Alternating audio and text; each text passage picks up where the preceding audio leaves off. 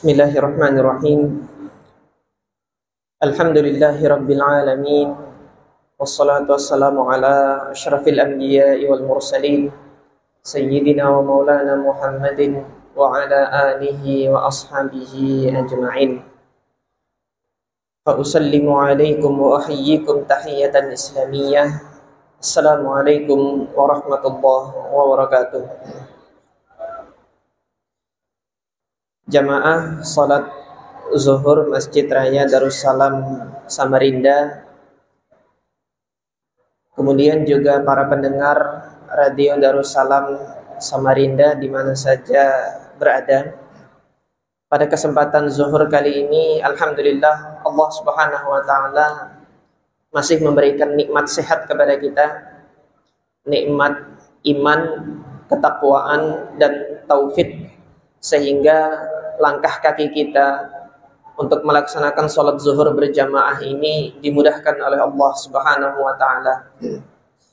Di kesempatan zuhur ini kembali kita mempelajari salah satu hadis Nabi sallallahu alaihi wasallam yang merupakan hadis ke-27 dari kitab Al-Arba'in yang disusun oleh Al-Imam Yahya ibn Sharaf An-Nawawi rahimahullah, yang menjelaskan tentang bagaimana mengetahui perkara dosa atau perkara bukan dosa manakala kita tidak mendapatkan keterangan yang jelas baik dari Al-Quran, Kitabullah maupun kemudian hadis Nabi. Tidak ada perkara yang jelas, tidak ada dalil yang jelas yang menyatakan ini halal, ini haram. Maka apa yang harus dilakukan? Nabi kita sallallahu alaihi wasallam mengajarkan kepada kita untuk menanyakan kepada hati kecil kita. Hal ini sebagaimana di dalam hadis Nawas ibn Sam'an radhiyallahu an, bahwasanya Rasulullah sallallahu alaihi wasallam bersabda, al-birru husnul khuluqi, perbuatan baik, al-birru yaitu perbuatan baik adalah husnul khuluq, adalah akhlak yang mulia, akhlak yang baik. Wal ithmu, adapun perbuatan dosa, kata Nabi, ma haka fi nafsika, yang dia itu bergejolak di dalam diri Anda, menjadikan diri Anda itu tidak tenang. Wa karihta an yattali'a 'alaihi nas, kemudian Anda itu tidak senang ketika melakukan hal tersebut orang-orang itu mengetahuinya. Jadi perbuatan dosa itu adalah pertama, tidak menjadikan hati ini tenang. Kemudian yang kedua, kita tidak senang kalau orang banyak itu mengetahui kita melakukan hal tersebut. Maka itu sudah dipastikan adalah perbuatan dosa dan perbuatan yang mengundang amarah Allah Azza wa Jalla. Hadis yang mulia ini diriwayatkan oleh Al-Imam Muslim di dalam sahihnya. Kemudian Al-Imam An-Nawawi rahimahullah membawakan hadis yang lain dari sahabat yang berbeda, namun dengan makna yang kurang lebih sama dengan hadis yang pertama tadi, yaitu yang diriwayatkan dari sahabat Wabisah ibn Ma'bad radhiyallahu anhu. Beliau mengatakan, ataitu Rasulullah sallallahu alaihi wasallam, aku datang menemui Rasulullah sallallahu alaihi wasallam. Faqal, maka Wabisah mengatakan kepada Nabi sallallahu alaihi wasallam, kemudian Rasulullah sallallahu alaihi wasallam menanyakan kepada Wabisah, Ji'ta tas'alu 'anil birri wal ismi, apakah engkau yang tadi bertanya tentang apa itu perbuatan baik, 'anil birri wal ithmi, dan apa itu perbuatan dosa? Qultu na'am, Kata Wabisah, ya aku tadi yang menanyakan itu wahai Rasulullah. Maka Rasulullah sallallahu alaihi wasallam bersabda, istafti qalbak, tanyakan kepada hatimu. Kemudian jawabannya gimana? Albirru matma'annat ilaihin nafsu. Kalau itu perbuatan baik itu adalah yang mana jiwa atau diri ini tenang ketika melakukannya. Watma'anna ilaihil qalbu, hati itu juga menjadi tenang kalau melakukannya. Jamaah sekalian yang dirahmati oleh Allah Subhanahu wa taala, juga para pendengar radio Darussalam dimanapun berada, apabila jamaah sekalian berzikir setelah sholat, tentunya akan merasakan ketenangan hati, bukan? Apabila jamaah sekalian baru saja melakukan sedekah, memberi makan santunan kepada orang-orang fakir miskin ataupun anak-anak yatim, ada semacam ketenangan di dalam hati ini. Alhamdulillah, saya bisa bantu orang. Alhamdulillah, hari ini saya melakukan perbuatan baik. Ada semacam ketenangan di dalam hati ini yang kita peroleh.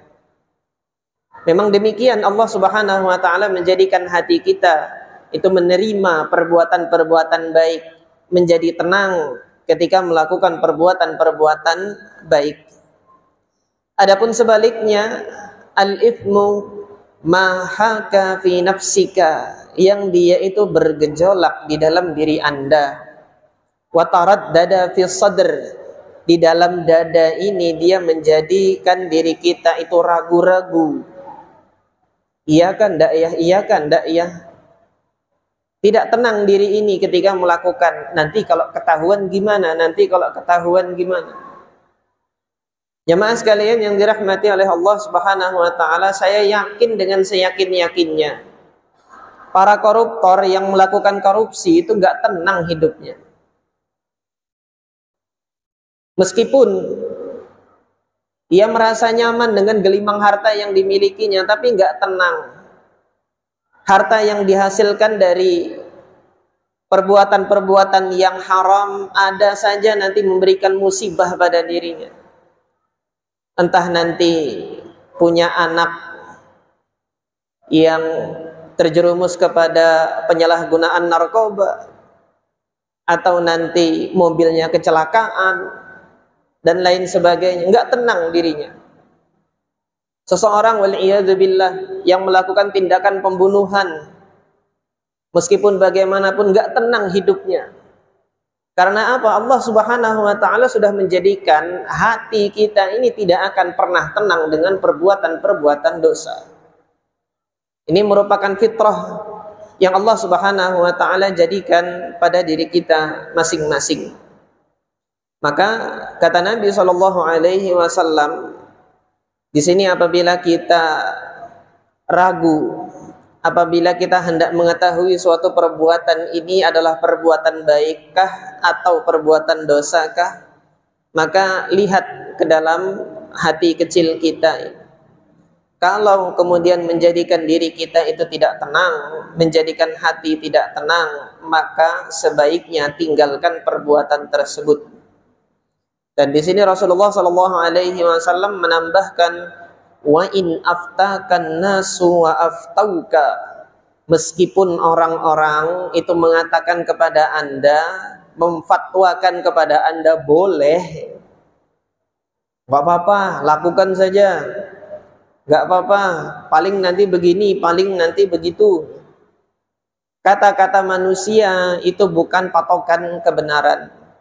Alhamdulillah, Allah Subhanahu wa taala sudah menjadikan fitrah kita itu suci. Fitrah kita itu tidak senang dengan perbuatan-perbuatan dosa.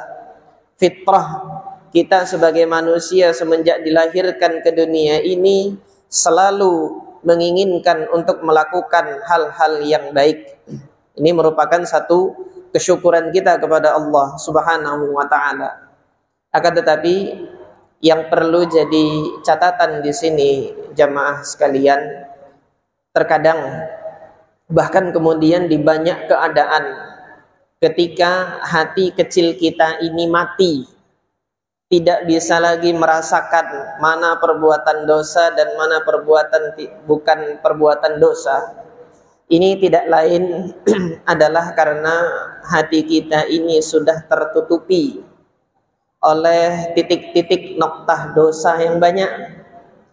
Hal ini juga pernah disampaikan oleh Nabi kita Muhammad sallallahu alaihi wasallam dalam hadis yang lain yang diriwayatkan diantaranya oleh Al-Imam Ahmad ibn Hanbal di dalam musnadnya, dan juga diriwayatkan diantaranya oleh Al-Imam Al-Hakim dalam mustadraknya, ketika Nabi kita mengatakan, innal abda idza aznaba dzanban nukitat fi qalbihi nuktatun sauda.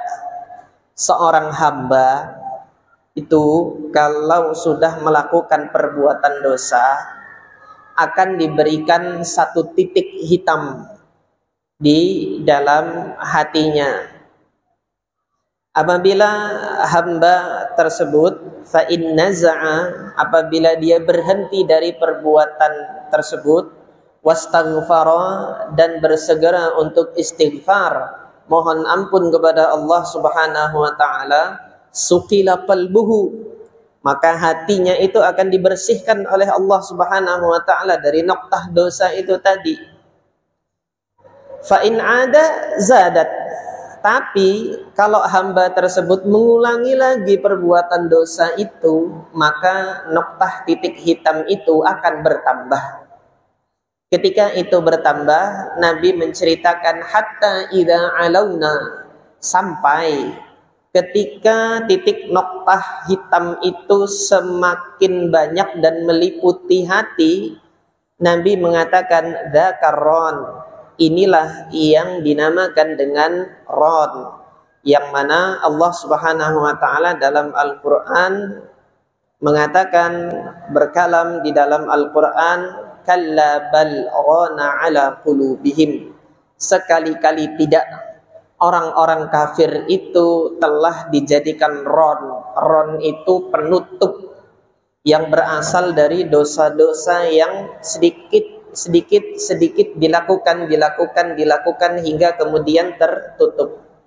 Oleh karena itu, orang-orang kafir, orang-orang yang mendustakan agama Allah Subhanahu wa taala, apabila diberi nasihat tidak masuk. Kenapa? Hatinya sudah terkunci karena sudah terlalu banyak perbuatan-perbuatan dosa yang dilakukannya. Karena perbuatan dosa yang terbesar adalah menyekutukan Allah Subhanahu wa taala. Maka jamaah sekalian yang dirahmati oleh Allah, bersyukurlah kita orang-orang yang beriman ketika Allah Subhanahu wa taala jadikan keimanan dalam hati kita.